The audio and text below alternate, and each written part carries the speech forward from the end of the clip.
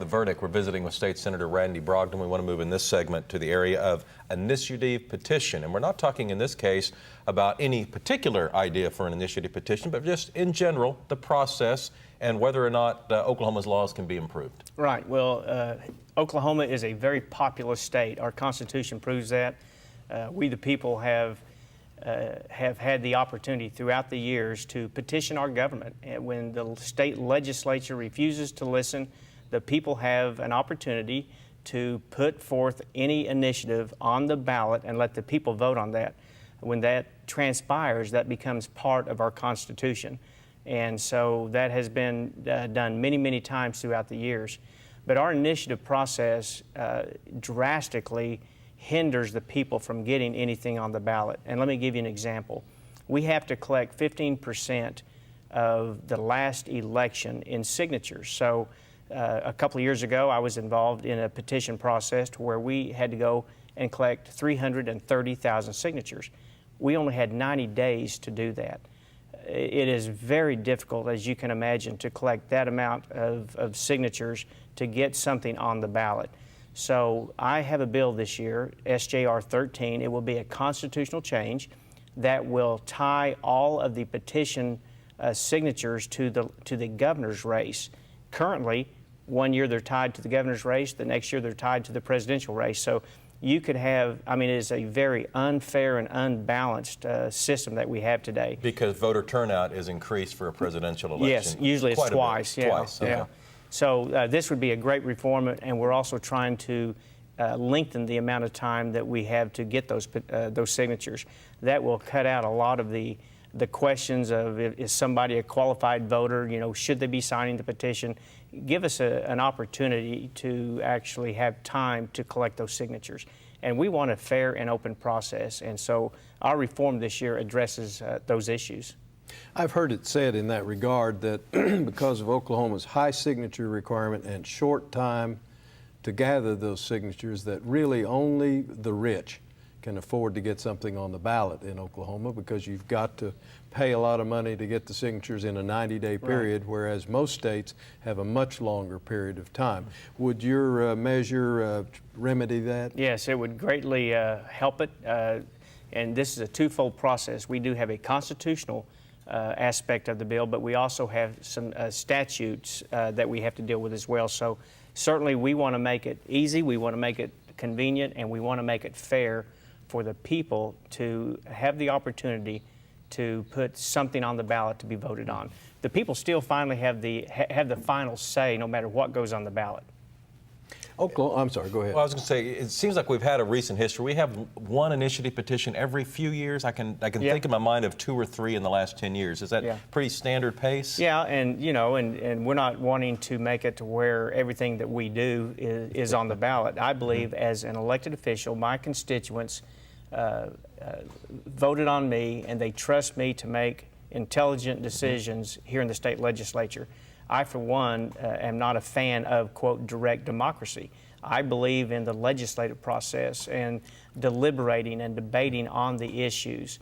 But when the state legislature refuses to listen to the people, then thank goodness here in the state of Oklahoma, we have an avenue to petition our government and to make changes without the politicians. But wouldn't you agree, for it to work well, it needs to be an issue that where there is so much information that voters have, right, that they can make a decision. Sometimes elected leaders just have access to more information and are in a better position to be able to make a decision than your average citizen would. But in an initiative petition type, if you can do it sparingly, but strategically, and do it on issues that are of vast importance, and there's a lot of information that people have a full understanding of it, then the system can work well, and direct democracy is a positive thing. Yeah, and that's one of the things that makes the initiative process so expensive. There's only one way to get your message out to the people, and that's through TV, radio, media, and that's expensive. It's a lot less expensive to have open debates in the state legislature than it is to mount an advertising campaign to get your message out. And that's what has to transpire with the initiative process. But we need to keep it intact, we need to improve it, reform it, and make it accessible so the people have the opportunity to petition the government if they so choose. But one point Government cannot back a campaign one way or the other. That is correct. So the state could not, or the city of Oklahoma City could not. So it almost has to be private sector or charitable type giving that people really believe in a concept to be able to weigh the options and to get those messages out. That's right, and that's costly. It costs a lot of money to do that. Yeah, these changes are not going to make the initiative petition process inexpensive, but less expensive. Yeah, and less cumbersome. And less cumbersome. Right. And more likely to be successful. I saw some stats the other day that Oklahoma, while deep in its populist roots, has fewer matters actually making the ballot than most other states that have the same kind of process because of the short period of time and the high number of signatures. Yeah. Well, it's a little bit off subject, but I always read and hear about California and how they have this extraordinarily large number of propositions, and they have extraordinary resources and repercussions to the way that life is. And it seems like that system is perhaps a little too open, and to the extent that it's broken. And you could look at their budget right now and see that California is not doing well as a state government entity trying to do on the daily business of the state. And I'm certainly not trying to go there. I'm trying to strike a balance.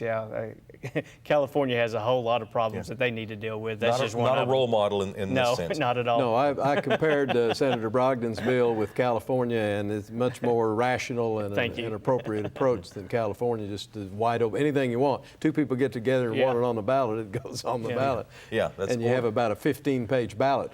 But we do, however, probably need more than one every 2 or 3 years on the ballot. Yeah. Well, let's talk about your future. Your name's Sure. been mentioned as a possible gubernatorial candidate. Your interest. Well, just last week we filed an exploratory committee, and this is something I've actually been thinking about for well over a year. I've been preparing my path over the last year and trying to implement put some processes in place that would allow me to make that decision. We did file an exploratory committee, and probably in the next few weeks we'll be making an announcement about my political future. So. And does that allow you to start raising money? Is that what does. an exploratory committee does? Right. Okay. Yeah. Well, I guess what would you tell the people in the little time we have remaining about why it is they ought to seriously consider Randy Brogdon? Well, and that's a great question, Kent. Thanks for asking it, by the way. I am so concerned about the future, not just of the state of Oklahoma, but of our nation. And I believe Washington-style politics does not play well in the state of Oklahoma anymore. It's Congress that's causing the problem. Washington, D.C. is breaking the financial back of the state of Oklahoma and every family that lives here. So I want to bring the Oklahoma values back to the forefront. Gone are the days to where Oklahomans appreciate this Washington overbearing and overreaching, stepping outside of the bounds of their constitutional authority. And I think it's going to take bold, courageous leadership to stand up from the D.C. politicians. If my head is in the ring, I assure you I will be the man, a leader that you can trust, someone, my yays are yay and my nays are nay. And politics as usual has got to stop. This partisan bickering has got to stop. I'm no longer concerned about whether it's Republican and Democrat, whether it's left and right. I'm concerned about what's right and wrong, and I will lead that way. State Senator Randy Brogdon. Kent and I'll have a final word after this. Thanks.